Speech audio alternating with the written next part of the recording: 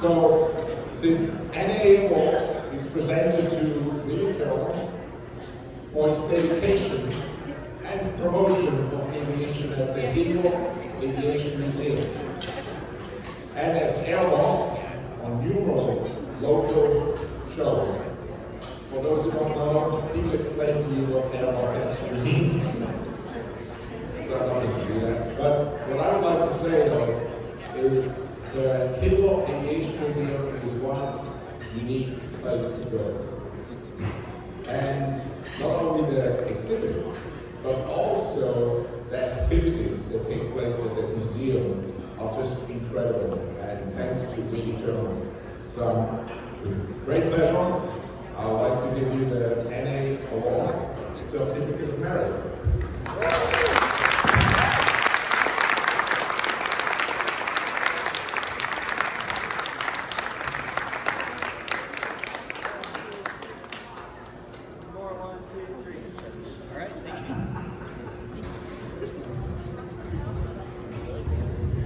Well, thank you all.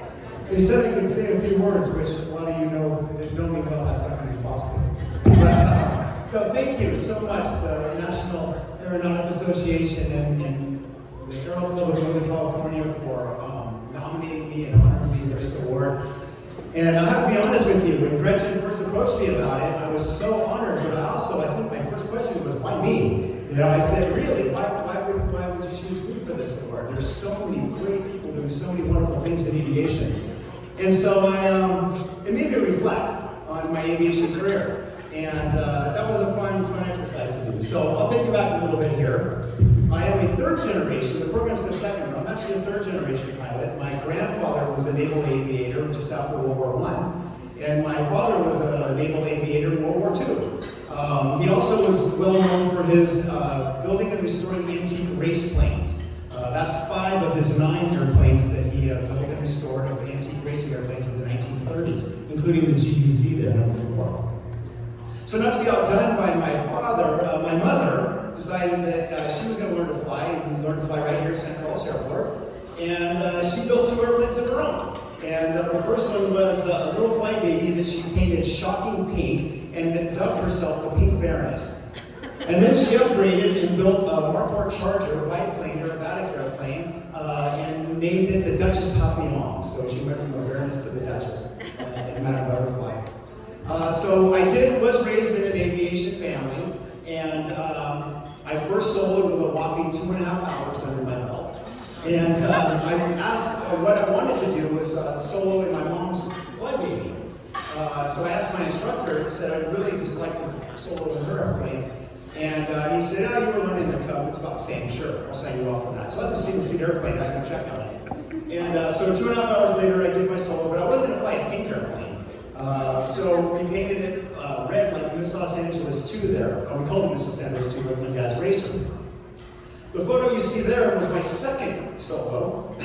And that was for a Christmas card that my dad wanted us to do. And so his instructions to me were, fly straight and do not look at me.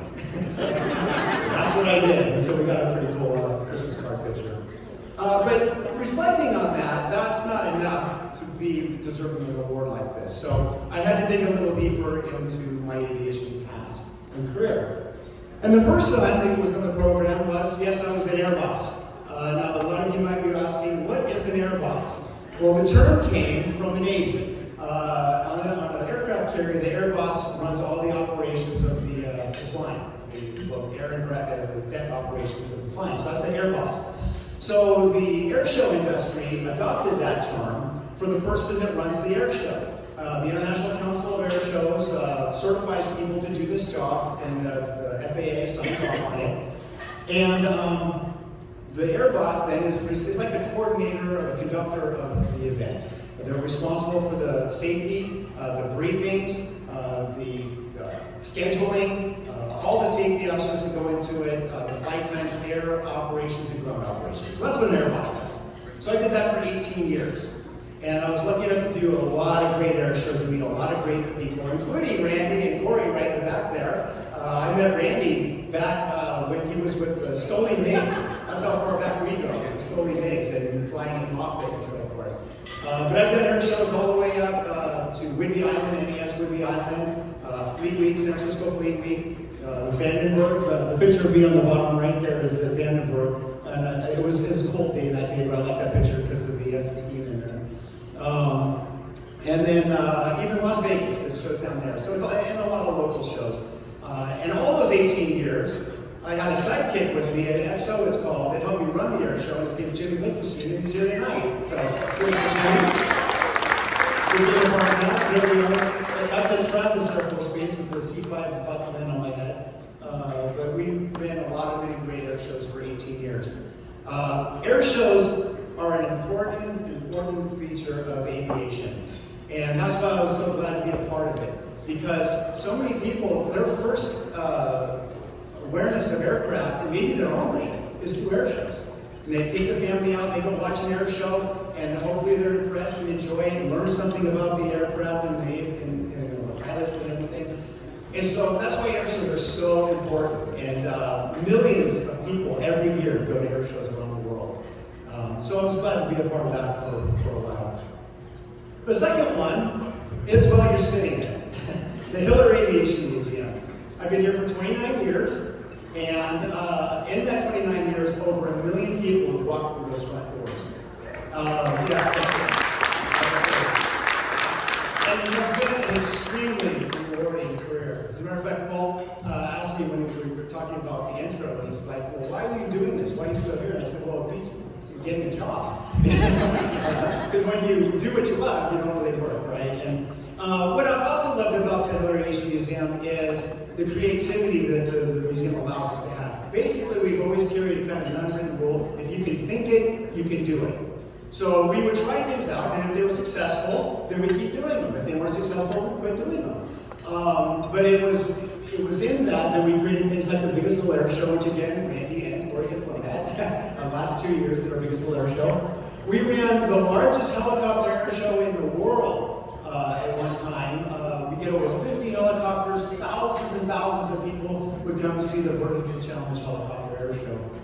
And speaking of helicopters, if you can do it with a helicopter, then we do it.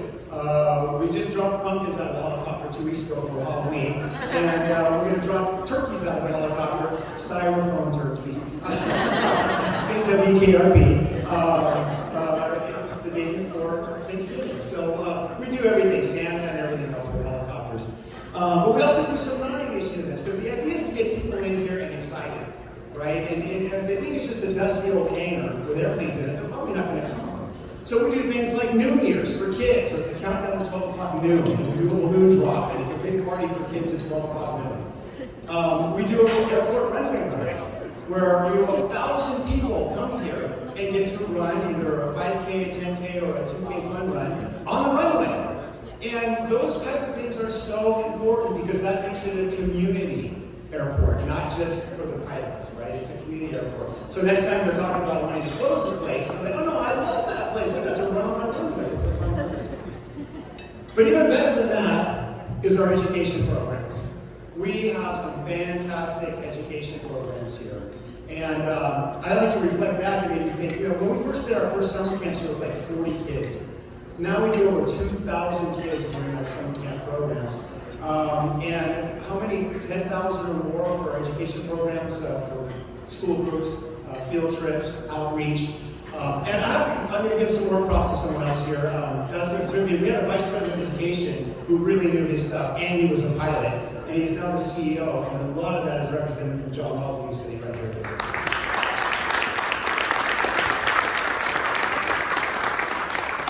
The best part of this is the kids and adults, like Michelle, who come back. Michelle used to work here. She was part of our summer camp instructor program for many years. And so many have come back, and then they've gone on and they tell some stories, right? They become airline pilots or military pilots. They work in operations, they're ATC, air traffic controllers. They're engineers. We've had engineers at Boeing and Scale Composites, like the Spaceship One we have there, and at Joby. So we all that come back, and they say, yeah, I got motivated and excited because I went through your programs here at the Hiller Museum. So that's the second thing that gets me excited about when I've done it these years. Then the next one is There's my 2 sons. This is the last one of my categories that I feel I've contributed to aviation. When I was 13 years old, my dad had just finished that GB racer. And he took it out to the first air show. This was the hottest thing on the air show circuit. I mean, nobody had seen a GB racer since the 30s. And he took it out to the Chino Air Show. And I had gotten away from the ground. I was behind some hangars so I could watch him land. And he taxied by me, and then he stopped, and he waited for me to come over. So I went over, and he motioned, we're going to switch places. I was 13 years old. So I was like, okay. And so he jumped out, and I jumped in. I'm like, there's a 985 Pratt Whitney Jr. here on this hottest airplane to hit the air show circuit. He's going to let me taxi up to the crowd. So I did, very slowly. He flew me and walked me up. And when he got out, he pulled off the canopy, and he had tears in his eyes. And I was like, uh-oh, what did I do wrong?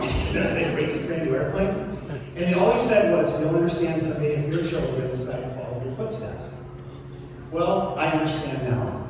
Not only have they followed me in my footsteps, but far surpassed my capabilities as pilots. My oldest son, William, who is a 4th generation pilot, he graduated from the University of North Dakota, got all his ratings there, and then he came back here to San Carlos Airport and was an instructor at Joby right across the field there in the Cirrus aircraft, building up his hours. And now he flies for Frontier. He's our first officer for Frontier Airlines. Thank you, Dad. And we always had a neat tradition that since he got his pilot's license, he would take me flying on Father's Day. And we flew in the Charger, we flew in 182 and the Cirrus. This last June, he flew me from Dallas to Chicago in his A321. So that was cool. And my youngest son, Anthony, he is also a pilot, and he actually learned to fly right here at San Carlos Airport at the San Carlos Flight Center. His grandmother, the Pink Baroness there, she helped pay for his flight lessons, but she had one stipulation: he had to learn in a tail dragger. And so he's a real pilot. He can fly a tail dragger. He then graduated. This was when he was in high school. He graduated high school, went to Aero Aeronautical University in Arizona, and he was also part of the Aero ROTC program there. And so he graduated. He commissioned as an officer in the Air Force. And after his UPT training, he bid for the F-15.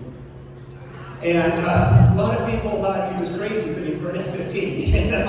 And he goes kind of take it back to the air shows. When he was young and go to the air shows with me, he used to watch the F-15 demo. And he said, someday I'm going to fly an F-15.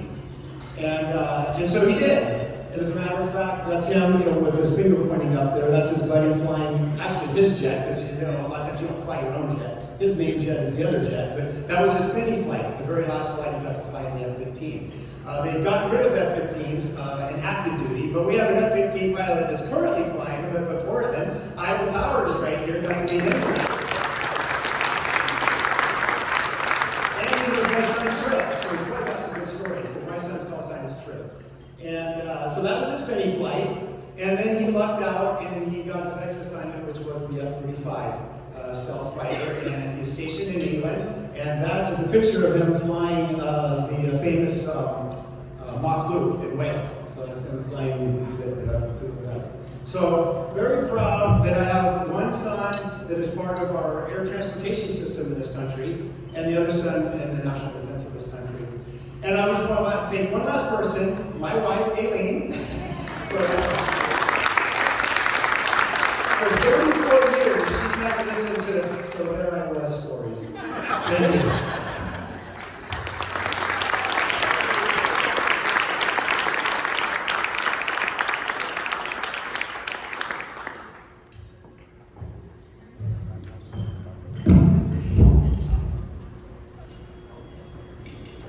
Once again, a round of applause for Willie Turner.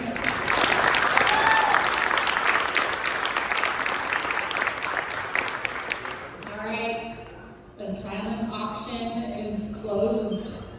Thank you for contributing to your to preserving the next generation of aviation.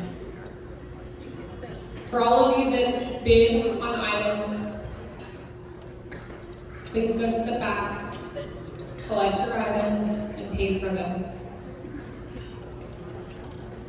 I think our payment system is over there, right? All right. Next up, I would like to welcome Bob Wood. Bob Wood is an airship counselor for United Airlines. And here to introduce our Crystal Eagle Award recipient, Joseph Edward. Thank you, Pam. Well, for those of you who do not know me, my name is Bob Wood. I was a flight attendant for United Airlines for 28 years, and I've been a pilot for 54 years, and I am currently the air show announcer for United Airlines and our flight demonstration team. And Joe, it is truly my honor to have been asked to introduce you tonight. I met Joe here at San Carlos Airport, and I really only knew him as I thought he was an airport bum, to be honest with you. I also know he was a test pilot for United Airlines, which impressed me quite a bit. We struck up a rather cordial relationship. We didn't really know each other until he and George Silverman asked me if I would like to be the air show announcer for United Fleet Week every year. When at that time they were flying the 747. So of course they twisted my arm and I said yes. And that was 10 years ago. And in that 10 years, Joe, I have learned a few things about you, sir. Joe is a rather humble man, but don't let that gentle giant facade fool you. He, folks, is the real deal. He's a distinct graduate of the United States Air Force Test Flight School. He was an operational fighter pilot. His call sign was SAC. He was a flight commander of the U.S. Air Force Reserves in an F-16 squadron, the Fighting Falcons. Senior test pilot, General Dynamics, Lockheed Martin, working on both the F-16 and the F-35. And he recently retired. In fact, I just did the math, and I think it'll be 30 days in 2 days, won't it, Joe? He's retired from flight test at United Airlines after a very distinguished career. Congratulations, sir. Now, if you knew anything about Joe, I could continue on this list all night long in his accomplishments. But for me, there's just a few specific things that really stand out, indicating that he is, in fact, just like us, a mere mortal. Well, besides the fact that we are both pilots, Joe and I found out tonight, we have the same middle name, Edward. I could be your older brother. I am struck by the fact that I have lived here in the Bay Area for just about 50 years, while he is a native of the Bay Area from San Jose, California. And he graduated cum laude with a BS degree in aeronautical technology. Heck, Joe, I could have told you that you had a degree in BS the first time that we had dinner together at the Flight Training Center in Denver. And thirdly, after tonight, you will be able to brag that you have received the same award as John and Martha King. Ladies and gentlemen, please welcome our Man of the Hour, the 2024 Crystal Eagle Award recipient, Joseph Edward Sobczak.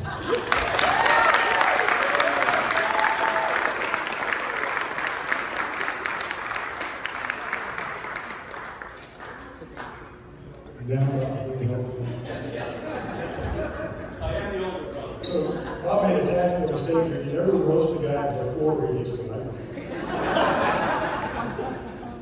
Bob mentioned George Silverman. George is in the audience. I'll talk about him a bit later. George and I were working at the Fleet Week air show for United.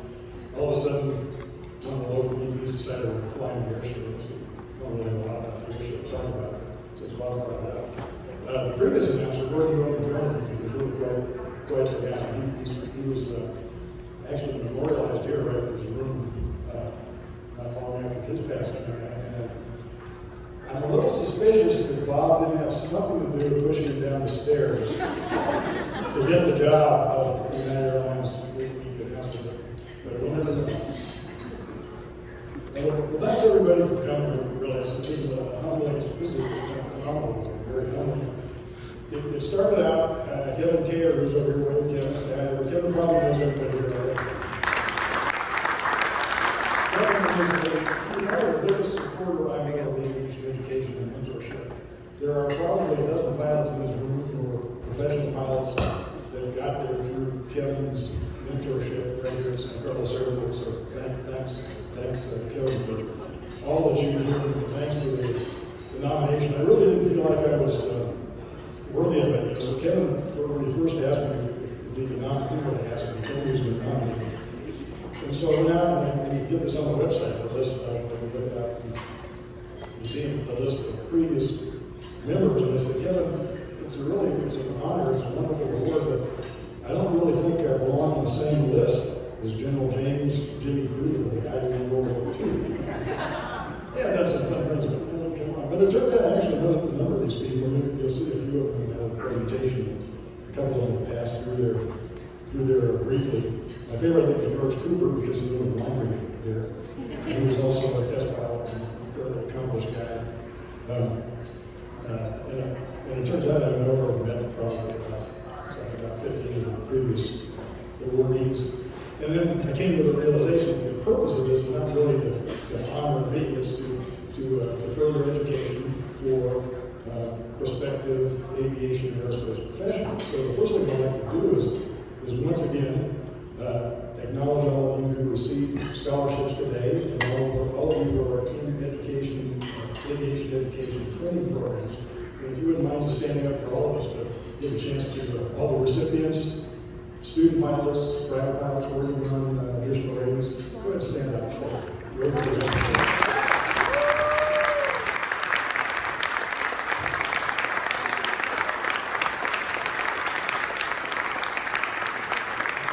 thanks and congratulations once again.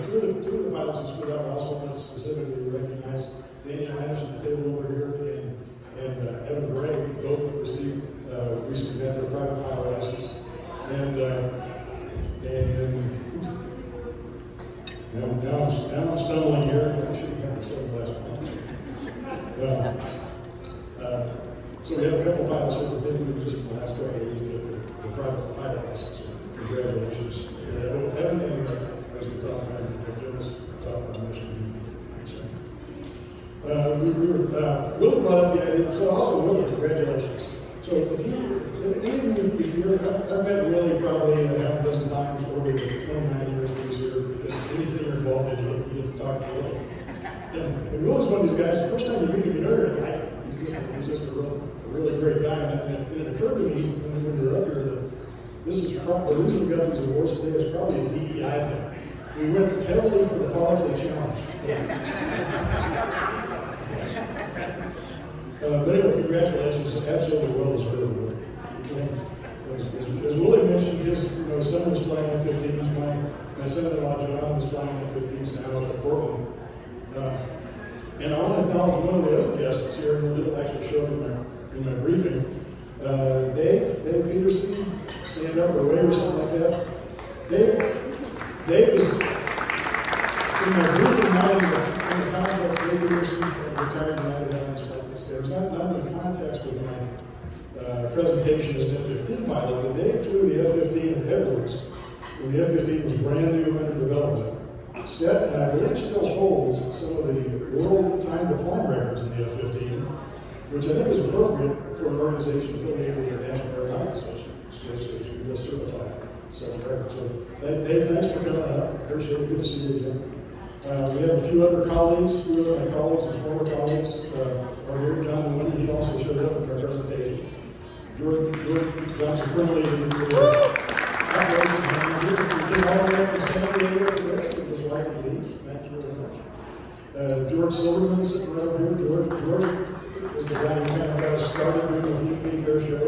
And the pictures of him flying, I'm not sure we actually see the face of the presentation, which is pretty good. And then Tom Tillman sitting next to him. Tom's another retired head of flight test pilot. And I would encourage all of you who are budding aviators or budding professionals in the aerospace business to talk to these folks because they've got an amazing background. Tom Tillman was an SR-71 pilot.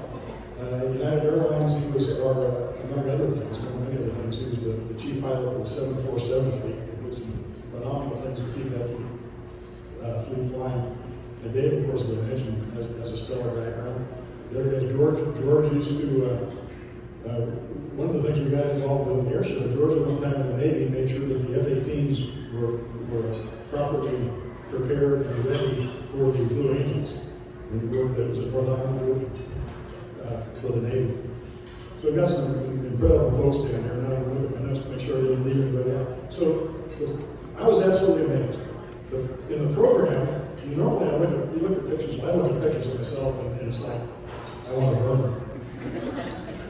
I looked at the picture of the program and I thought, that's pretty good. We want to do that, guys. And there's a good reason for that. And the reason the city road over here, her name is Crystal Johansson. Crystal's one of my neighbors. Crystal is a photographer. She came out and took off. So all the photos that you've seen tonight were Crystal's workmanship and a whole lot of photoshopping, I guess. I don't know how much I did for this. But yes, so Crystal, round of applause for Crystal and all the good.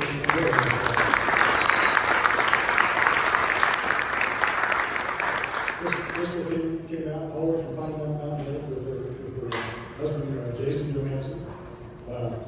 They flew down with Jonas Johansson, who I mentioned just got his private pilot license a couple of weeks ago. And he's here with Manning and Aero's girlfriend. So thank you all for coming out. Really appreciate that. I've got several other neighbors from Pine Mountain Lake here. We've got South Paul over here someplace. Paul actually lives down there. There's one of our neighbors, Diane Cole. Was here. Thanks, Diane, for coming down. Appreciate that. Rob Martin. Nice to see you all. Thank you very much. I didn't mention Jonathan Powers, the 15 pilot. The reason he's here is because he's married to my daughter. So Sarah Powers, if you would stand up and wave to everybody. Sarah.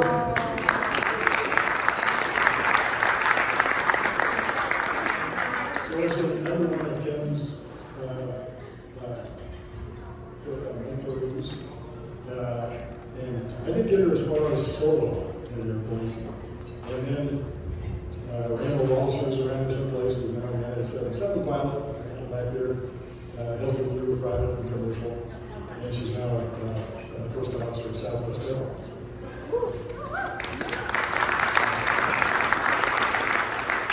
Thanks, Sarah, for coming all the way down from Vancouver, Washington. Bob, by the way, Bob Wood, thank you for coming out and doing the introduction. Bob came down from Portland.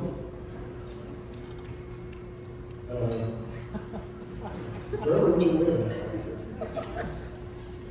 Can't hear me? Can you hear me now? No, thank you. Let's see, I saw Ryan Kerr came up here from the desert, Southern California. Thanks, Ryan, for stopping in. Tyler's here, Tyler Kerr, also from the South, Paso Robles. Thanks for coming up here. I also want to thank, so we're kind of having a contest where we came the farthest. I saw Jeff Bailey came out from the Kevin's all the way from north of San Antonio. And but I think the record, I need to introduce Laura.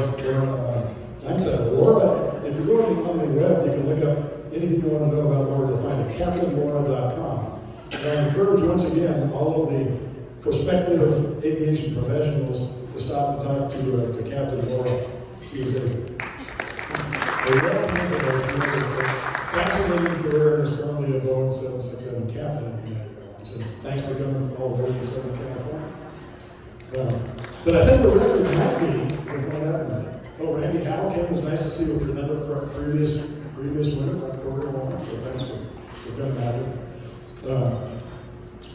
I think the winner might be my colleague, or former colleague, now that I'm retired, with the Air Force and United Airlines, Mike Whitney. Mike came all the way from Indianapolis.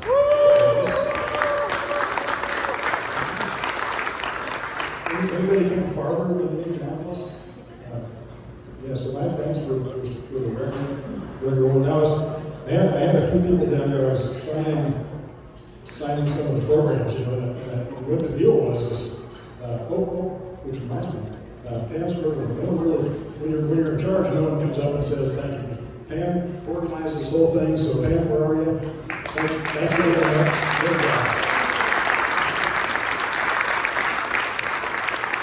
Pam mentioned Eric Peterson, but Eric doing all the audio video stuff. Couldn't do it without him.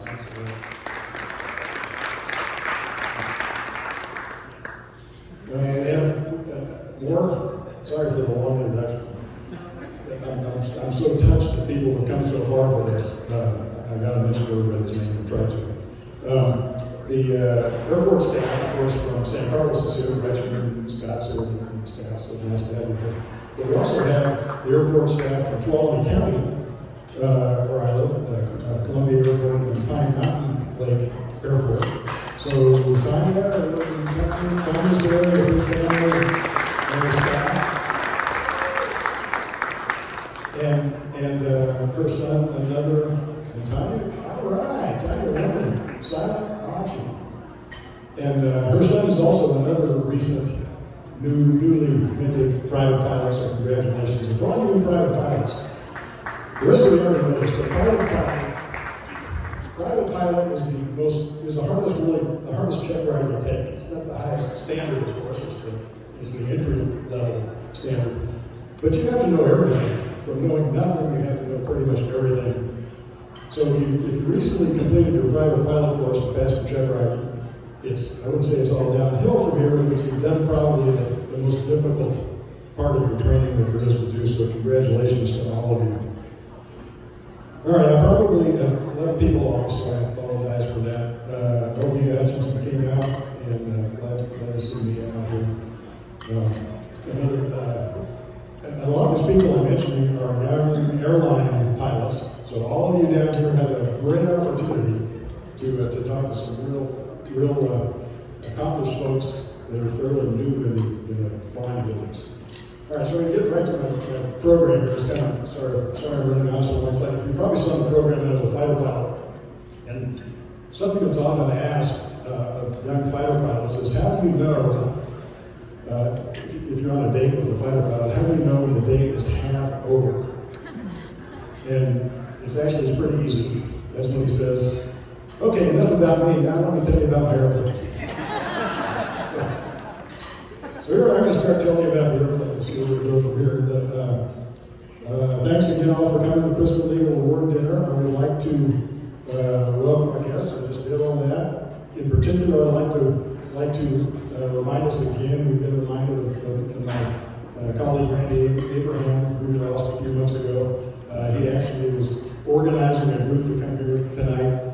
We miss him absolutely dearly, and it is, I'm honored to have Julie and James and Emily here with us today, so thank you for coming.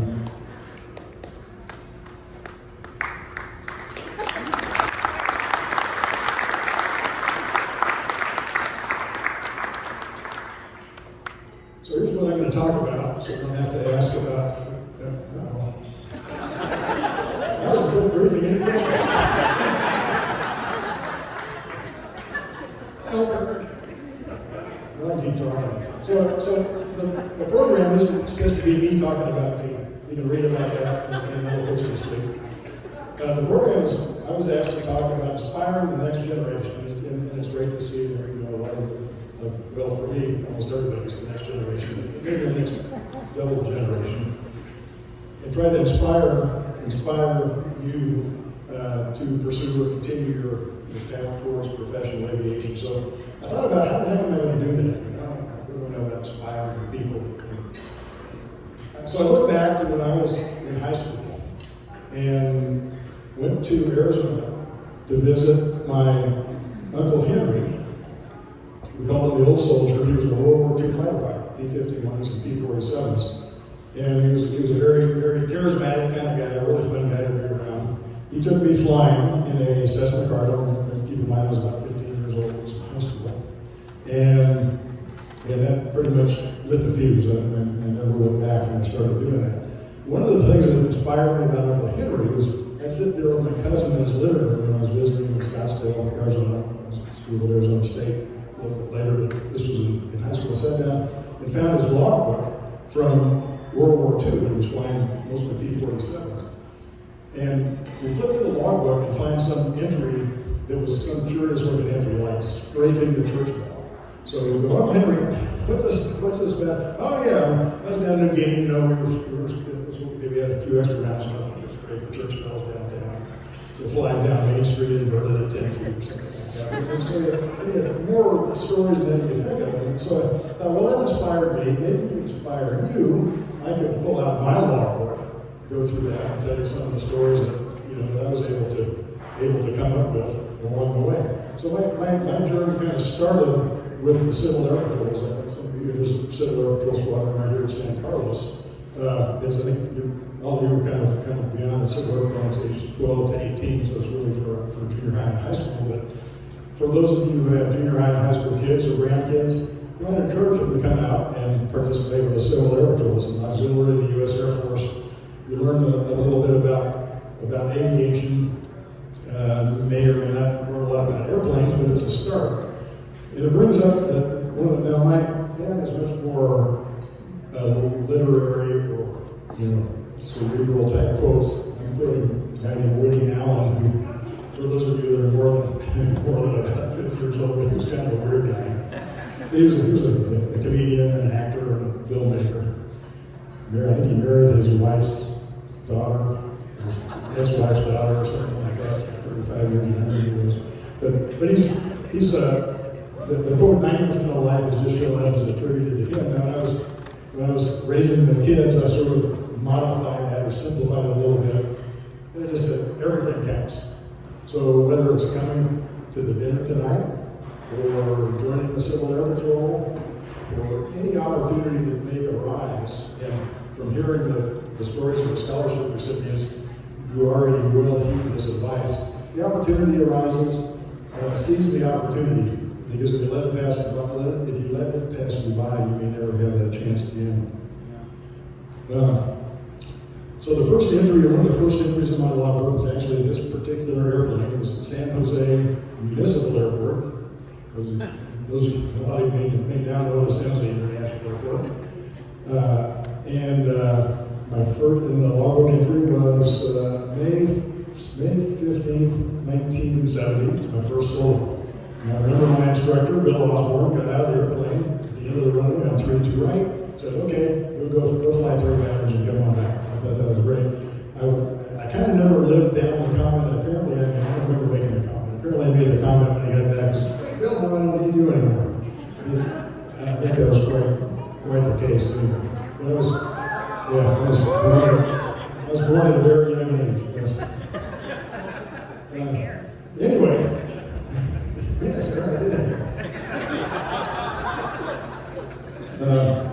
So anyway, that was the high school era. I went over to Hillview and flew a tail rider airplane with Amelia Reed's. Did a bunch of stuff like that, but ultimately ended up going to Arizona State University and joined the Air Force ROTC program. Sort of an extension of the Civil Air Patrol program, but sort of more official because they're trying to make you an officer. Congratulations to you as an ROTC cadet. Actually, I didn't see Athena. Is Athena here? There's Athena. I didn't get a chance to say hi. Athena, I had a chance to go to Athena's commissioning a few months ago, which was held at Stanford. So congratulations, Athena, new Air Force Second Lieutenant.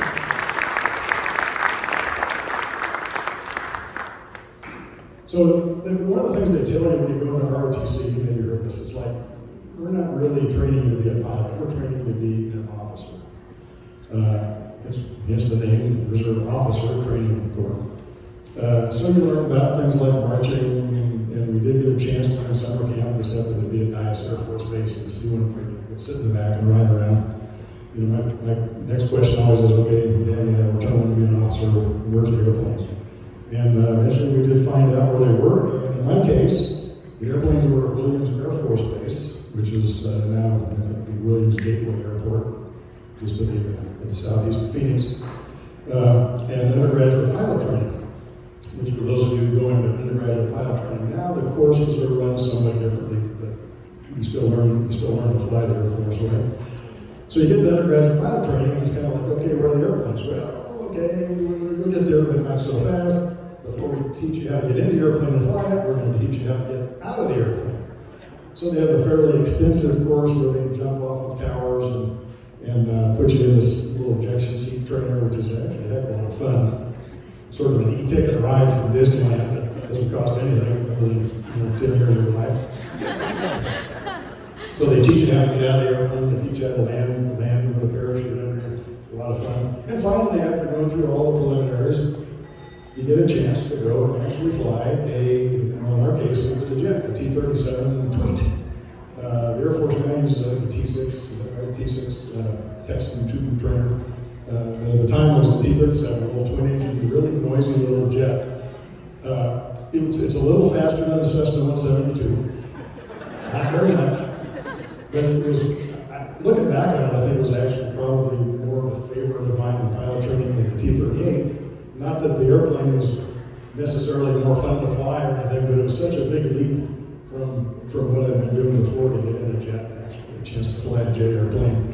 You learned in the T-37 phase primarily, which is now the T-6 phase, you primarily learned contact flying, which is aerobatics, traffic patterns, straight and level, steep turns, and things like that. Plus you get, in the T-37 was a good spin trainer, there's a lot of training in spins. I would just as a side note, Randy, my friend Randy Abraham, was a T-37 instructor right there at Williams Air Force Base when he completed pilot training. So you fly the T-37 and then you're chomping at the bit and finally you finish the T-37 phase and you get to fly the T-38s. Now the T-38 is an amazing, the T-38 is a good looking airplane now in 2024. It's an amazingly nice looking airplane. They're going to be around for a lot longer, and they were a terrific trainer. Simple airplane. I couldn't understand when I got into the airline business why pilots turned down airplanes with autopilots that weren't working when, like, the T-38, T-37 didn't even have an autopilot. It's like, what's the point of flying if we just can turn on the autopilot? So it's a fairly basic airplane.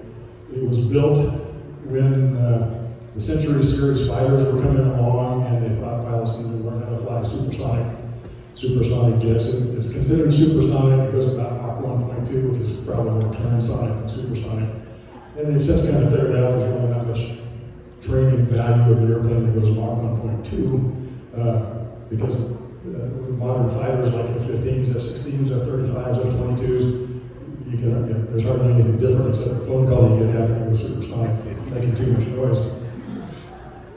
So anyway, you finish that up, and then finally the big day arrives. I'm going to get a fighter. I'm going to get a transport. I'm going to get what I want. And in my case, I was fortunate enough to get an F-15. So our class of F-15 guys were all based out to Luke Air Force Base to get to take our picture before we started. And we were pretty excited about that. So we're ready to fly the F-16, or the F-15, but it's like, okay, well, not so fast. First, we were going to send you to Holloman Air Force Base in a program that's known as lead-in fighter training. And they don't do this anymore, I don't think, but they had modified T-38s with a little bomb rack that had 25-pound practice bombs you could drop on the target, and they had a little simple little gun sight which you could learn for learning bombing and for learning air-to-air. So it was kind of for the Air Force, a low-cost way of introducing new fighter pilots just coming out of pilot training without spending all the money in real expensive fighters like an F-15 to learn the basics of flying fighters. So anyway, we get through that, and then finally, chance to go fly the F-15, and it's going to be a really quick presentation. So I made the mistake of bringing my own. Okay, so we get past fighter lead-in training and end up in the F-15. I put this picture up here because I knew Jonathan was going to be here flying the F-15EX. Anybody here who was born before 1960 will probably recognize this as an airplane. All those round things are actually instruments that used to make airplanes fly. If you don't fly the glass airplanes over here at St. Carlos Flight Center, you might recognize a couple of them too. But it was pretty basic stuff back in the day. And yet the F-15 at the time had only been operational for maybe 6 months. So we were sort of the king of the hill. And so being an F-15 pilot was a great time. So course, went out and had to get the aero shots taken on top of the airplane. And during the flight of training phase, in addition, the one of the flight airplanes is maybe 4 or 5 flights to check you out of the airplanes. If you've been flying the T-38, just flying an F-15, taking off and landing was easy. It was easier to fly than a T-38 was. So the checkout was pretty quick, but you do have to learn a lot of skills that are necessary to be a fighter pilot. One of those skills is aerial refueling. So aerial refueling is not bad. It's just a very precise type of formation flying where it's actually attached to another airplane staying near it. And, you know, what could possibly go wrong?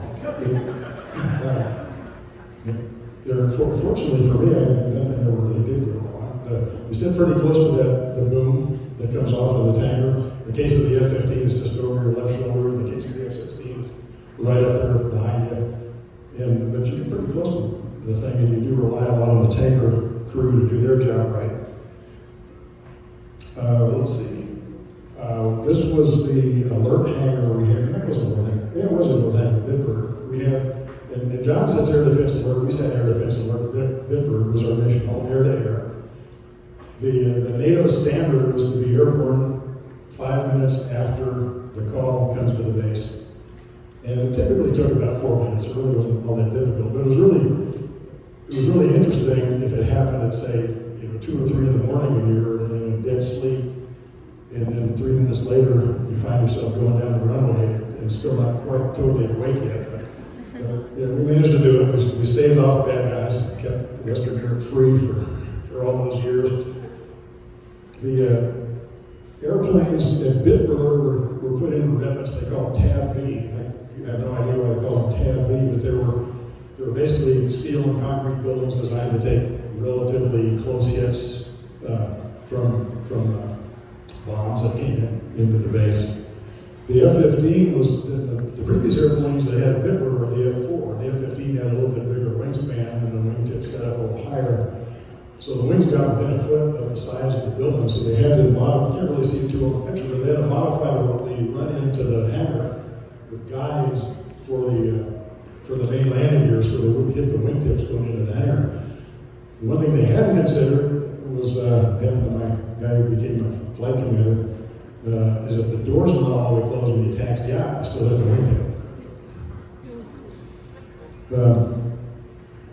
There's our alert hangar, John. So we said air defense alert. We had, I think John said they had 2 airplanes on alert. We always had 4. And typically, we probably had a live scramble for other than training a couple times a week. And it wasn't like necessarily there was someone coming in to bomb Bitburg. It was usually an airliner off course. Or a lot of times the East Germans or the Russians would come racing up to the border just to basically check out our ability to respond to a threat. But my favorite was to be on the primary alert crew, so the primary and backup. The primary alert crew on Saturday morning, when you say the U.S. Air Forces Europe was having a football game at Bitburg, because the wing commanders, they were big on safety, they were big on getting the mission done and mission readiness, but they were really big on safety football among the other wing commanders. And so if you got scrambled on Saturday morning, it was always a practice scramble, and you knew it was going to happen. You took off, and then unfortunately we don't have the plan view picture, but if you can imagine probably from San Carlos, if you take off on 30 about where the diamond-shaped waterway is about the equivalent of where the football field was off of the runway at Bitburg. So the normal scramble takeoff is full afterburner takeoff, fully loaded. Of course, we got live air-to-air missiles, live, 900 rounds of 20 millimeter live ammunition. So we take off, leave it in the afterburner, dive at the football field, do a low pass from the goalpost, and off we go on our practice scramble mission. Just to give you an idea of the load we carry, the big missiles in the foreground are the AIM-7F Sparrow, which is, I'm sure they're all in the museums now. The little ones on the wingtips, the AIM-9, I think we have AIM-9 Lima sidewinders. John will ask me, I say Lima, that was the cutting edge missile. The Sparrows were radar guided, so you had to have your radar locked onto the target, and that was, especially in that era. The big advantage of the F-15 was it had a really, really good radar. And so you could lock onto a target, a small target. You didn't really have stealth targets back then, but even a small target, and launch a radar-guided missile from a pretty good distance. They call it BVR, beyond visual range. You can identify the target as a threat. You can shoot them down if we ever saw them. The smaller missiles are the sidewinders, which are heat-seeking missiles, so you pretty much had to be able to see them, because if the missile, if you can't see them, the missile probably can't see the heat. They could be on some missiles. They could be on some missiles trained by the radar, but for the most part, you had to point the airplane through the head-up display at the target that you saw. The missile could lock on to the target's heat source, the engine, and you launch the missile. And then once the missile is launched, a heat-seeking missile, you can turn around and leave because it's on its own. You don't have to keep it lit up with the radar. The most fun, though, split them to the sides really fast. The most fun, though, was air-to-air gunnery, because you get in there nice and close with the target. This was just a training mission, another F-15 out there. The square is where the radar is looking. The big circle is the gun sight. It's just fixed. It's just fixed in the head-up display based on your maneuvering. So it's up there where there's a plane or not. And a little dot in the middle is where the bullets are going when you squeeze the trigger. So this guy's left wing is about to come off if there's really live ammo. Pretty much the same thing. This time the target is an A7 instead of a F-15. All right, that was fun. The Bitburg, time to actually work as a pilot, so I ended up going to Robbins Air Force Base, which is the F-15 maintenance depot, as a test pilot for a year. I tested there as primarily flying airplanes coming out of maintenance, much like the job I had 30 years in United Airlines. It was a lot of fun, and in addition to the stuff I actually did, this was in the F-15 as well, in addition to stuff I did while I was there, I had a chance to meet a guy who was actually the first person I knew to win the FAA's Master Pilot Award for 50 years of safe flying. He was flying the little airplane, which, can anybody identify the little biplane? I normally offer $100 to anybody that can identify the airplane and knows ever been able to do it. It is a one of a kind, and it's called the Merkel Mark II Maverick. It was designed and built by a guy named Ed Merkel. When he was in high school, he decided his goal in life was to design and build his own airplane. It was going to be a world-class aerobatic airplane with absolutely no compromise, with one exception. That was he wanted 2 seats so he could take people up in it and sell the airplane as a kit or plans or a production airplane. Never quite got that far, but I actually did check me out the airplane. I was really pretty excited about that, because it's like it was his baby. It was one of a kind. And it is, to this day, I would say, the best handling airplane for just plain pure flying qualities of any airplane I've ever flown of any kind. And he was a flying qualities engineer at Cessna for quite a while, so he understood flying qualities. He put himself through school at the University of Kansas by joining the Air National Guard, and got an engineering degree and designed and built the airplane. It took him 10 years to do it, but he achieved his goal. It was quite the lofty goal. I also had the opportunity when I was there to build an airplane, and it was the routine design quickie. Should be a lot quicker. There it is. The little Onan engine, kind of a fun little airplane. It didn't take long to build. And the guy that was flying Ed Merkel, who was flying the Merkel Mark II, was the expertise that helped me build this airplane. So I owe him a debt of gratitude for the time he spent helping me work on the airplane. So Warner Robins was a fairly short tour. It was a lot of fun. Even more fun than straight football fields. But I'm happy to talk to you about that later. Now it's time to go to Edwards Air Force Base. The real plum of my military career was being assigned as a test pilot, getting a slot at the Air Force Test Pilot School. The test pilot school, you get a chance to fly lots of different airplanes. That's just kind of one of the features. While I was there, I flew the F4 quite a bit of time in the F4, the A7. The A7, I was an instructor at the school for a while. The nice thing about the A7, like we're talking about, like Willie was talking about, it was a single-seat airplane. So to check out of the A7, it was kind of a confidence builder for students at the test pilot school. It was great for instructors because the F4 had to sit in the back seat all the time. The A7 had no on airplane, it just chased them around. So the A7 was kind of a plum job for a test pilot instructor at Edwards.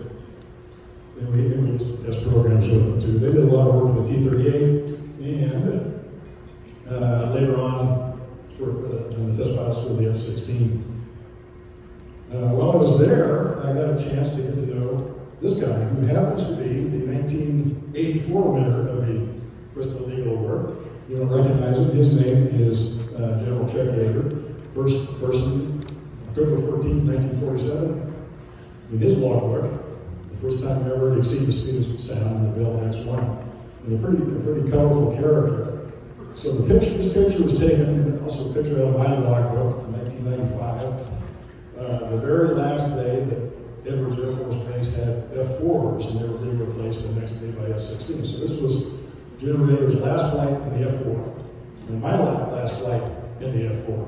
So Yeager was famous for a lot of stuff, and I'm going to give him a chance to show you. I'm sorry, but the picture quality is kind of bad because I sort of have to rewind the video, and you'll see why. But Yeager was hawking the F-20 Tiger Shark, and some stuff for AC Delco.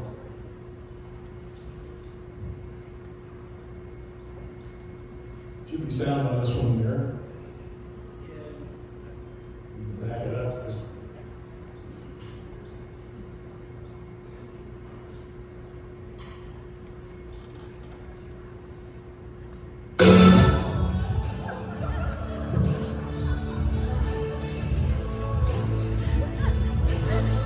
That's a sound, but not the soundtrack. That's all there.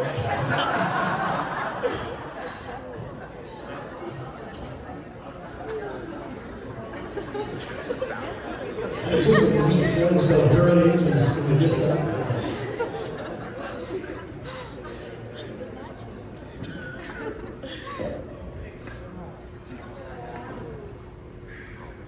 Yeah, still no sound.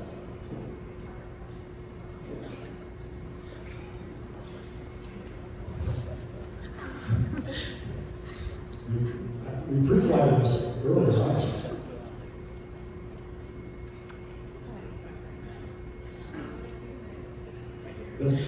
That's the key. This is the key we can always go back to. Look in here. No, let's try one more time. Drive control and volume. Oh, ready? Okay. This one's the slow version. These instruments give me the real facts. In everyday life, sometimes it's hard to get the facts. This man Radbuilder claims to be one of the best. They're full of smoke up your ass. It'll have the prehistoric batshit that ours does. Man, you don't even get your big turn. The choice is yours. You can buy 2 of these turkeys now, or one of these good mothers later. One thing you see Yeager is kind of funny out of order. Didn't hear everybody do it, we always had a good time. One of the things that was really going strong during my time at Edwards was the space shuttle program. I would also draw your attention to 1997 Bristol Eagle winner, Hugh Gibson, who's an acquaintance of mine. He's one of the space shuttle, very accomplished space shuttle astronauts. But it was, with the opportunity to do so, I took my Centauri out there by the space shuttle. We did a picture next to the space shuttle. I'm not sure how I got away with doing it, but I've been there for a while, so I figured I could get away before they could catch me.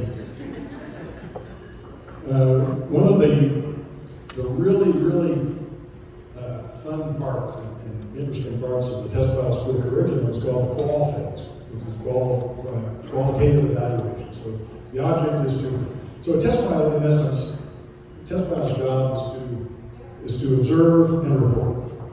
And so one of the important parts of the course is to fly airplanes that you're not familiar with, observe their handling qualities, observe their performance capabilities, and then write a report about it. The writing the report part was a lot of fun, but it was a pretty essential part of the course.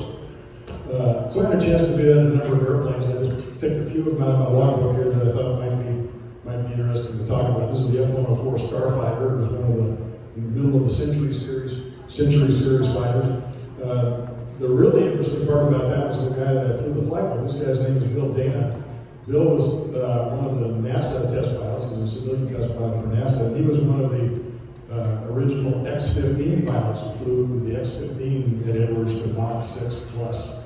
And an absolute delight of an individual, great guy to know, and made for a memorable day for me. We had a chance to fly another interesting airplane, the F-105. This was a guard outfit. These guys came out from Marietta in Atlanta and flew the F-105. And the F-105 was interesting. It was built by Republic Aircraft. Republic had a reputation for building very sturdy aircraft, but horribly performing airplanes.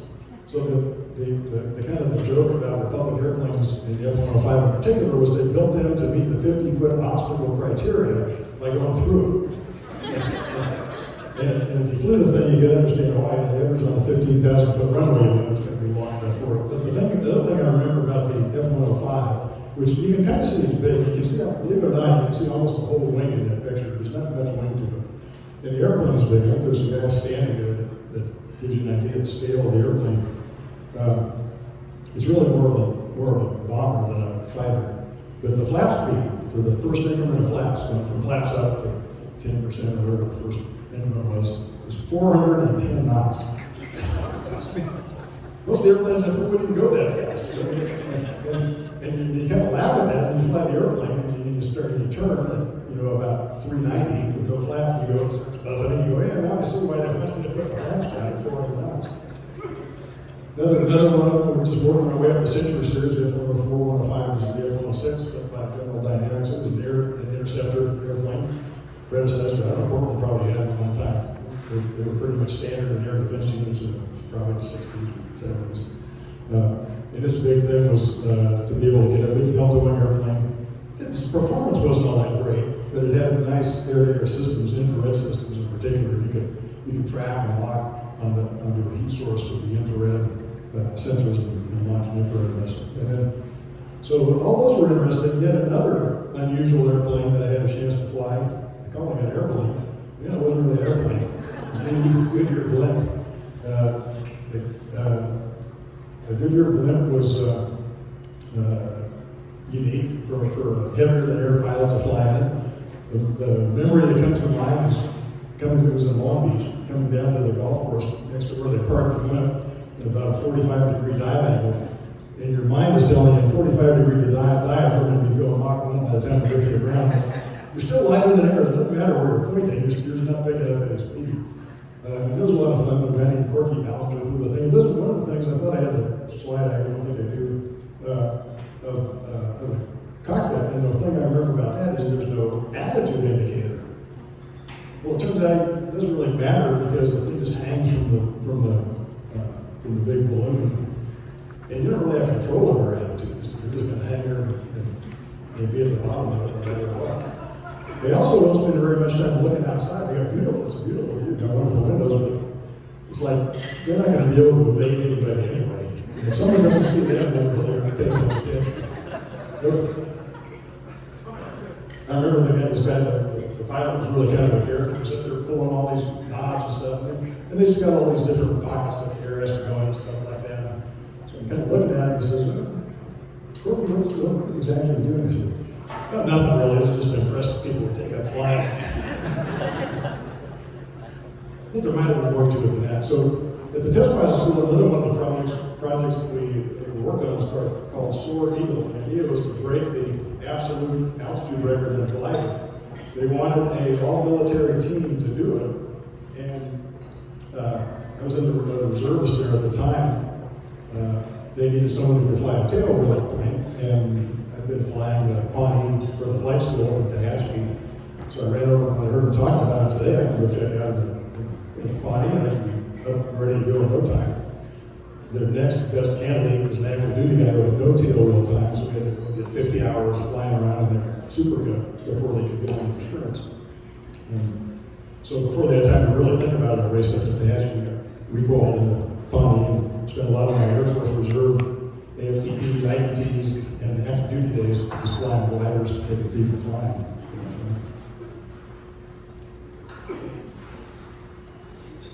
The main airplane actually I flew there was the F-16, because I flew as an active duty pilot at the F-16 test force, and a active duty pilot and then a reservist at the test pilot school as an instructor, but I also worked for 8 years for Lockheed Martin for the F-16 development programs, including some that were risk reduction and developmental, leading to the F-22 and F-35 programs.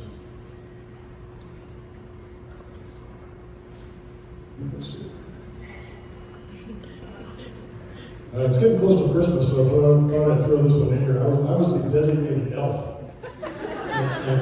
And actually, the guy who's playing Santa Claus there, his mother made the Santa Claus costume, and she made me an elf costume. And I think I threw away all the pictures of me in an elf costume, because even Crystal couldn't make me look good in an elf costume. So, but we used to taxi up at the hangar with a bunch of kids in there, and they had the airplane kind of decorated up. And that was kind of one of my little side jobs we had every year. So we're at the point, we're at the halfway point in the date, I guess. And so I can stop talking about myself. I'm going to let a friend of mine do that. Fast Eddie Schneider. Fast Eddie was a Navy pilot, NASA test pilot, George knows Fast Eddie. And he was narrating this little thing. And it was for an award, but it gives me a chance to show video and take a swig of water up here. Well, Fast Eddie gives a quick rundown of all the stuff I just told you what was going on in my career. This was for being inducted into the Society of Experimental Test Pilots as a fellow in the Society in 2012.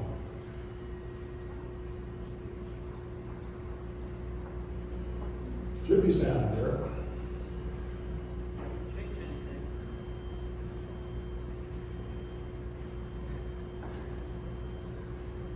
Course Reserve Fighter Pilot and Test Pilot School Instructor for 11 years. Following active duty, Joe joined Lockheed Martin and flew experimental and developmental test missions for the F-16 Combined Test Force at Veterans Air Force Base. He was Lockheed Martin's test pilot for the Advanced Fighter Technology Integration F-16, the Multi-Axis Thrust Vectoring F-16, and the F-16 Variable In-Flight Simulation Test Airplane. Joe flew the first flight of an F-16 powered by the F-110 GE-129 engine. After joining United Airlines, Joe flew a number of varied test programs on the 747, DC-10, and Airbus A320 aircraft, including NASA's Sophia 747SP, modified to carry a large telescope. He also conducted the first flight on the A320 with the automated ground collision avoidance system. Joe was the test pilot for the NASA Force Service 747 and the DC-10 aerial tanker evaluation. Joe serves as the Society's liaison to the Experimental Aircraft Association and has served on the membership committee and in the offices of Secretary and Vice President. In addition, he has filled key positions at multiple symposia. Joe currently flies as a flight test captain for United Airlines. Slightly out of date, I retired 3 weeks ago, but 4 weeks ago, United Airlines.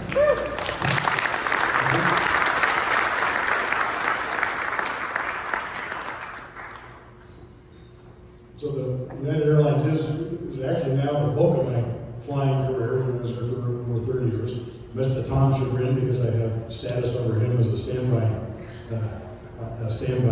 for space available travel. One of the projects we worked on, these guys remember it well, is the Sophia program. It was a United Airlines 747 SP, which is a short little 747 that Pan Am originally had. When they were first built, they had great capabilities, they had a lot of range. It didn't take very long for more modern airplanes to overcome them in efficiency, so they didn't really last a long time. United Airlines inherited them from Pan Am. This one was retired and sold to NASA for the Stratospheric Observatory for Infrared Astronomy. It's a big telescope, infrared telescope that goes inside the airplane. What we did at United, originally the plan was for us to do the entire test program, modification, operate the airplane operationally. Somewhere in the middle of all that, United Airlines decided they were making too much money and everything else was causing them to go bankrupt, so they got rid of it and passed it off to NASA.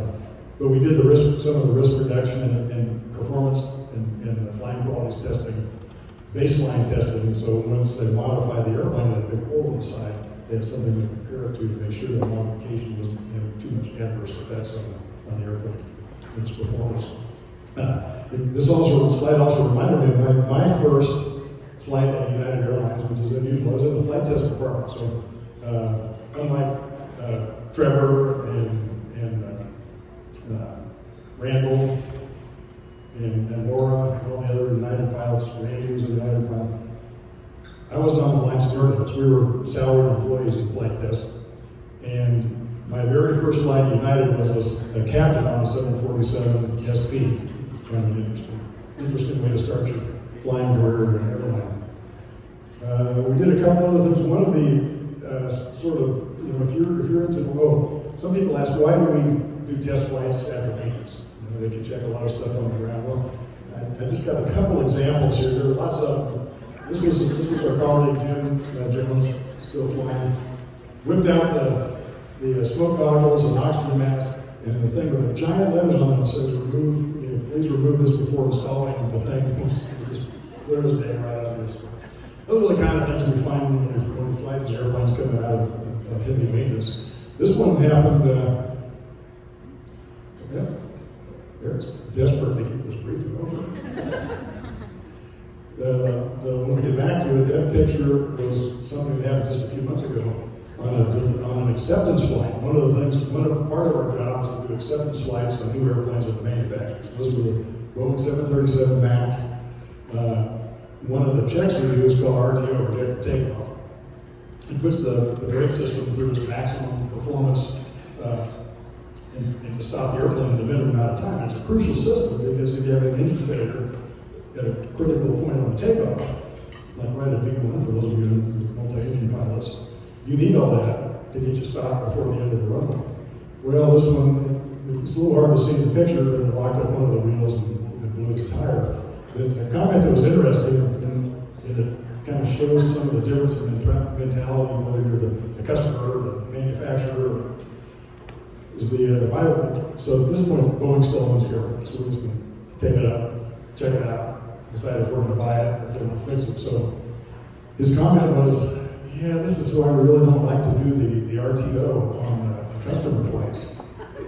And my very quick response was, this is exactly why we don't do the RTO on customer flights. Because if we didn't do it, you'd be doing it sitting in the back of the airplane in Chicago on a snowy day with a 30-knot crosswind. That's when it's really got to work. We're out there at Boeing Field with a dry runway in daytime. We can handle that, and that's what we do. That's the kind of those were maybe extreme. Most of the time, we don't find anything that exciting. Another thing that we do is we retire airplanes and get new airplanes, but we also get old airplanes. So for those of you who like to get a new car every year or two because you like the new paint colors they have, over at Ford, we did have an opportunity to fly lots of different things. This was this was probably at Tupelo, so we took a lot of 737s to retire them. This was at where was that, Mike? That was there, 319, right? China Southern. When you can't get airplanes as fast as you want from the manufacturers, you look around to see who's selling their airplanes to buy them. EasyJet, it was kind of fun. We went to a little airport near London. It was basically a glider port. We had to have them stop glider operations so we could take off. And we took the airplanes and flew them back across via Iceland, usually back to the U.S. to get painted as United Airlines airplanes and put into service. As you can't see it very well, it's the Hawaiian Airlines 767. We got a couple of those, and just to prove to my daughter and my son-in-law that I flew the Southwest colors before they did. This was one of about 20 Southwest 737 700s that United Airlines acquired from Southwest coming off a lease that we were bringing back someplace and putting them into storage. So a flight test, the normal airline business, if something weird happens, it usually kind of slows things down. In flight tests, if something weird happens, we get busy. So the next thing that came along was COVID. And COVID had us really busy. It was a weird time.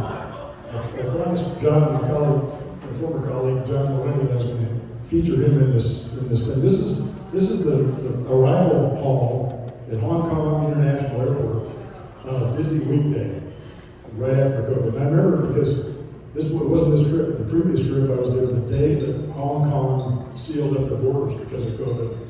This was probably a couple of weeks later after they figured out you couldn't even fly there and you had to spend 21 days in quarantine. So basically, flying came to a halt. We did our maintenance over there, so we still had to fly our airplanes in and out. So that's John walking through the terminal, and I don't think there's one other person in the whole hall, the whole arrival hall there. The other kind of interesting thing, we did some of these. This was a test that United Airlines wanted to do to demonstrate or find out if COVID transmission was a problem on airplanes, because, you know, they're talking about 6 feet of separation and mask and all, so when you get on an airplane, you're kind of stuck, you're right next to something. There's no 6 feet of separation. Some airlines have the middle seats empty, and then United did that for a while. So this guy who invented this little contraption, which is basically a particle sensor, he can adjust it to detect whatever kind of particulate that he wants. In this case, the COVID virus will be detected. And he owns dozens of these things. He loans them out or sells them to Homeland Security and to the National Guard. And you don't really see them, but they're at football stadiums and places like that where there's large gatherings of people. So if anybody has any nefarious ideas of letting loose some kind of particulate matter that would be unhelpful, they get a heads up on it. He set those up on the airplane in strategic places, and he had this mannequin that could sneeze and fart and stuff. And they could sort of blow these particles out. And the guy actually had a pretty good sense of humor. This guy's like a brilliant engineer. And he knew more about viruses than probably the top 10 people put together next to him did. And so I asked him the question, I said, well, how do you actually use for testing this stuff? You like to use sarin gas or something? And he said, no, it's not testing gas, it's only for particulate. We use anthrax. It was interesting because he had 3 sons that worked with him.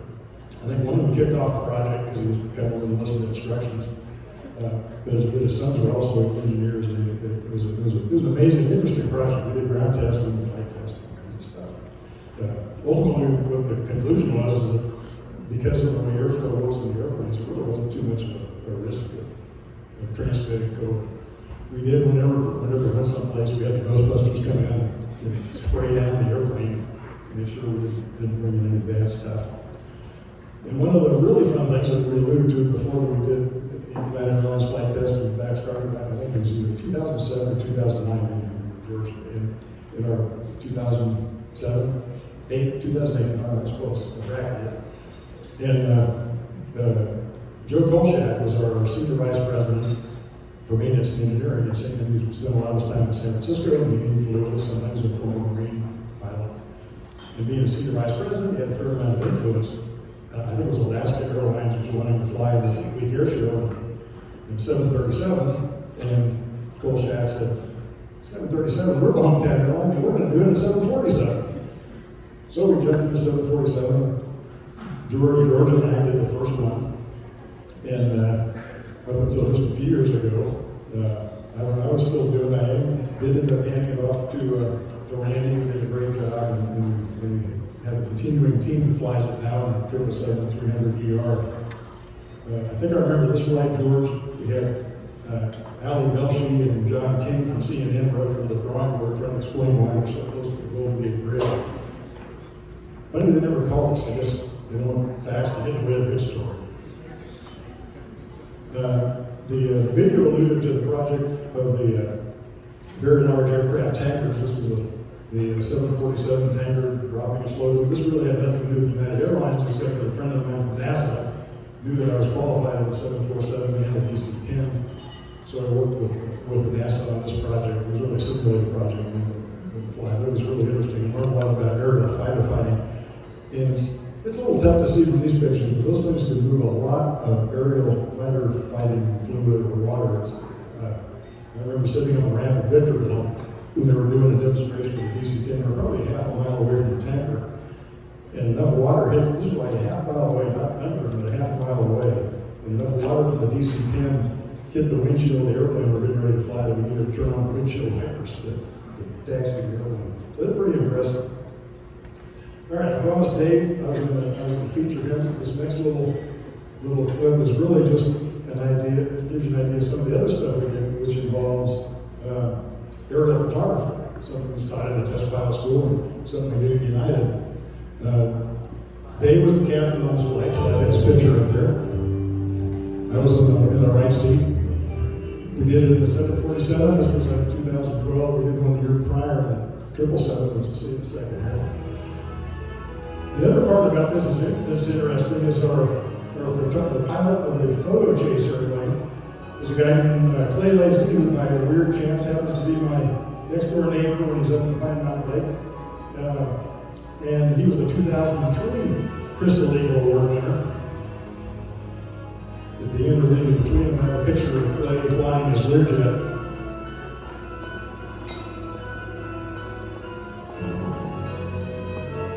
There's Clay's Learjet. By the way, the other pilot on the 777 that you saw was right here, and I was flying that. This was the latest one. This was just almost a year ago to the day in my logbook. This was the new A321 Neo that United Airlines bought.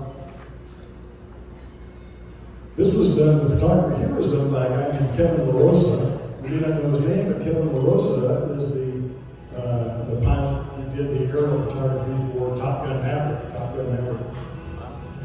Phenomenal. It was a phenomenal mission. There's a picture of his airplane looking out from Arlen Sky Air to where test pilots was flying the rest of the way down. Aero photography is actually part of the test pilot school course, by the way, because we do a lot of it for documentation purposes, which is, I guess, one reason why they want to use flight tests to demonstrate it. You can see this is a terribly good blow up, but you can just about read a name tag in this picture from the photography that they got from that the Phenom 500 they were flying.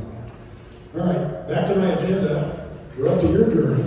Now, this part's really quick because I don't know your journey. You're going to have to create your own journey. So when I come back here in 10 years, you can tell me all about it. I hope this inspires you to continue to pursue your career in aviation and aerospace. And if you have any questions for me, I would be happy to try to answer them. If not, I'm pretty good at making up the answers.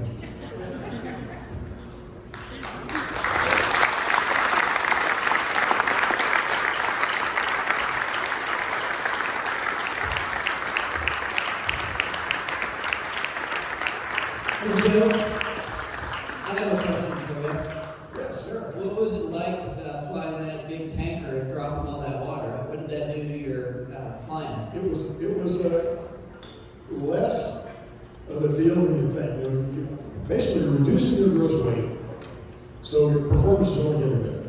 And in fact, the emergency procedures, if you have a problem, is just to jettison all the water or firefighting material.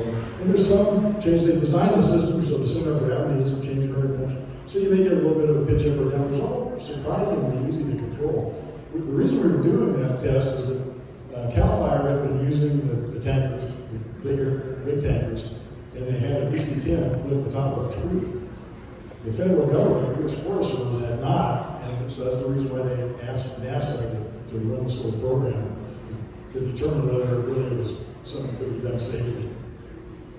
Thank you. Yeah, thanks, sir. Any other questions out there? Mr. Gray. What is your greatest accomplishment in your aviation career? Greatest accomplishment, not counting the Crystal Eagle Award?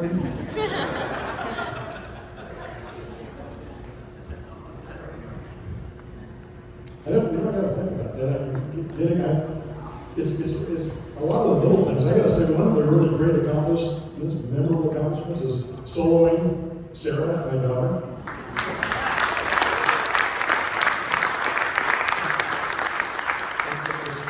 It is one of the very enduring things. We also received 10 years ago the Collier Trophy for our work with automated ground collision avoidance system. There's a lot of work ongoing on that system. If you look at accomplishments, has saved, I think the last count was something like 13 lives in the F-16 in automated ground collision avoidance. If you're not familiar with it, in fact, lots of time I've told you all about it, showing pictures. But it's a system that will recover the airplane if it determines it's going to hit the ground. So it'll take an F-16, roll wings level, pull up, I think 4 Gs was the limit we put on it. It's been credited with about 13 different saves. And the reason it's important in a fighter airplane, I had the misfortune of watching one of my wingmen hit the ground on a training flight because he G-locked, G-induced loss of consciousness, and the airplane went up right into the ground because you're out, you're unconscious for a while. You're unconscious for a long time. If you're going fast and you're down low, it's more likely to hit the ground. So auto GCAS has to be pretty high on the list. George and I didn't get a chance to mention it. George and I actually did this in Airbus. it's probably 15, 20 years ago. And I think it's Honeywell built the system, and it would take the airplane down south on a big service place. We're flying up the mountains, and we just take over the airplane, fly it up to fill the box. It's a little less compelling than airliner because the environment is much more benign than it is in the fighter. It was a demonstration program. It's kind of interesting.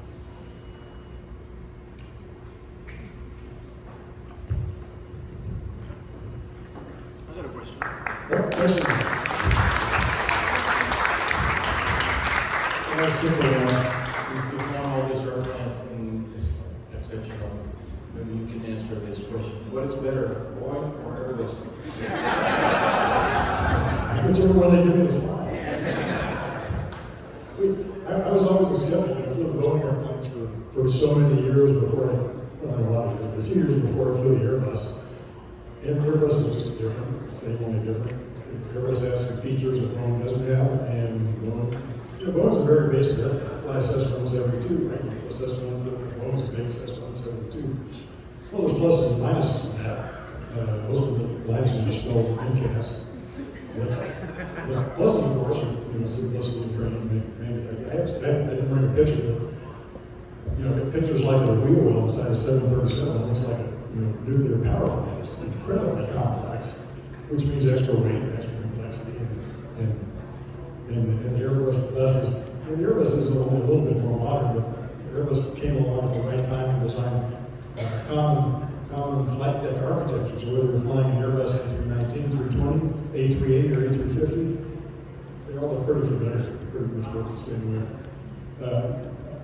We're often asked, we typically, when I started, we flew as many as 8 different types of airplanes that had to stay current. We had to be able to fly, at United had to be able to fly 8 airplanes in the fleet.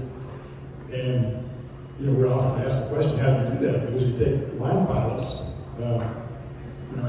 ask whoever, do you want to go fly a different airplane than generally?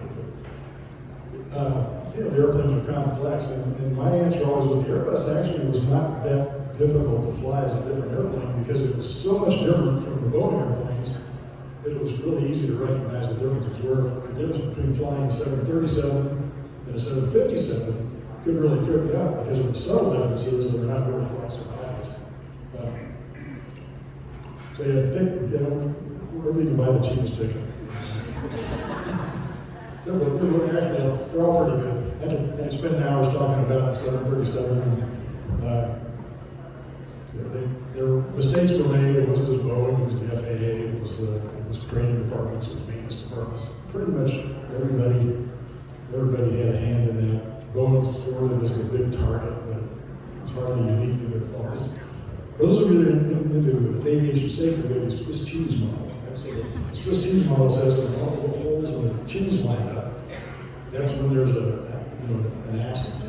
Normally with slices of cheese mask the holes, and there's something else trapping the problem. In the case of the 737 MAX, the Swiss cheese model is exactly the description of it. It wasn't just a bad design, it was bad training, bad maintenance, bad flying, bad certification, really pretty much everything. So, I'm up here was getting ready to kick me. Yeah, Yeah, I Mr. understand you have a beautiful T-34. Are you going to fly that in air shows in retirement? I was going to hire Julie Clark, which, by the way, Julie was she won this award, on the list here someplace. Not that long ago. Yeah, I'll leave that to the air show professionals. And I'm wearing my hat with the 777-300ER. It's a lot of fun. But, we got a whole table full here of budding aviation professionals. We could have something there.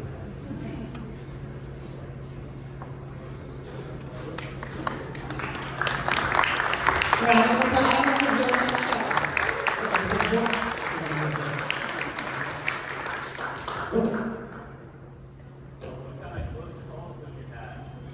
Oh, what kind of close calls?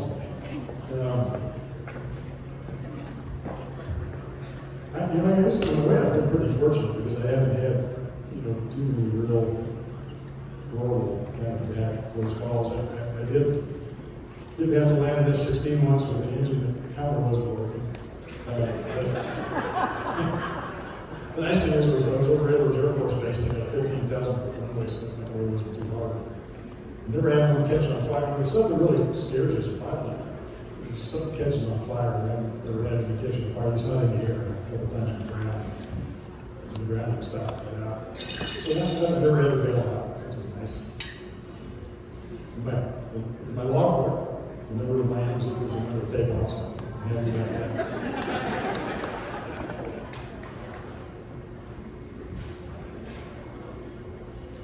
Round of applause, please.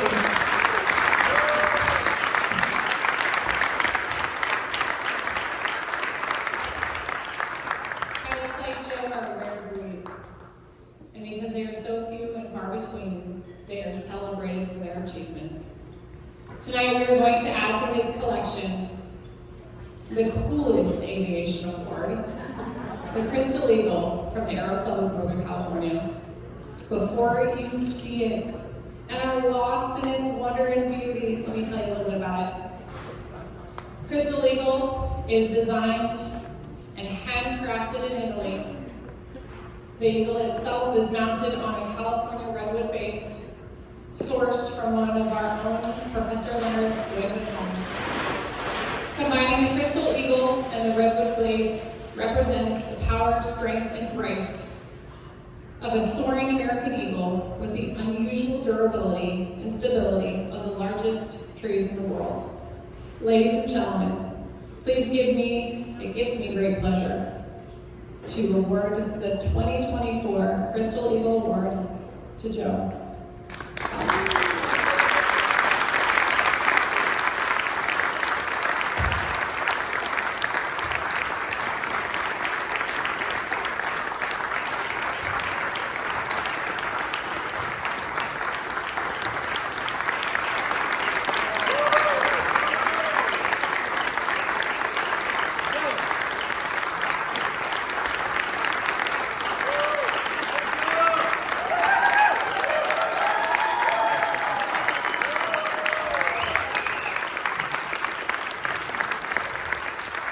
Congratulations to Team Sport, everybody out here helping with this. Thank you very much. Thank you all for coming. Thank you guys very much for being here tonight. For those of you that are interested in the centerpieces on one of the programs tonight, you will find a star on the back. That person gets to take home the centerpiece. Please thank Sharon Sweeney for all of her hard work putting this together tonight. Thank you, Sharon. And will the Boy Scouts come up and retire the flag? While the Boy Scouts came up, another quick note, Bam said that there's extra programs available at $10 each. I've been having people ask me something. The sign programs are also available at $5. Thank you. And there's still a couple more silent auction items on the back table. Please make sure that you pay those out and pick them up and don't forget.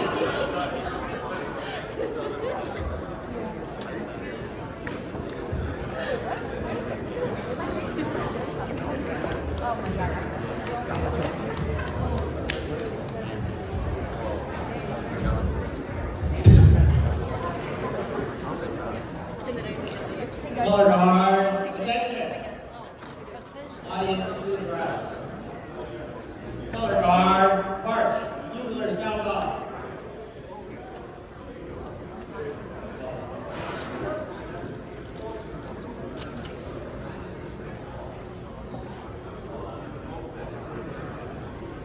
Bugler sound off.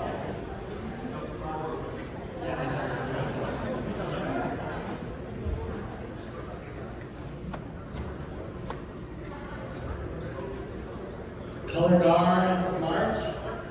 Bugler sound off.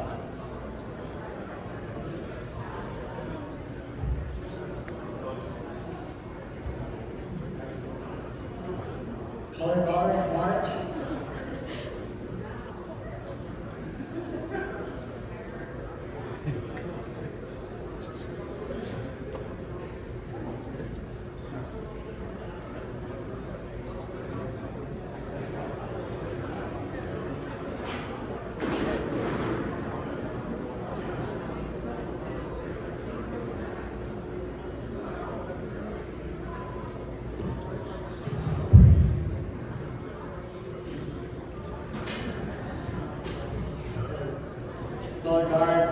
colors. Color guard, now face. Color guard dismissed.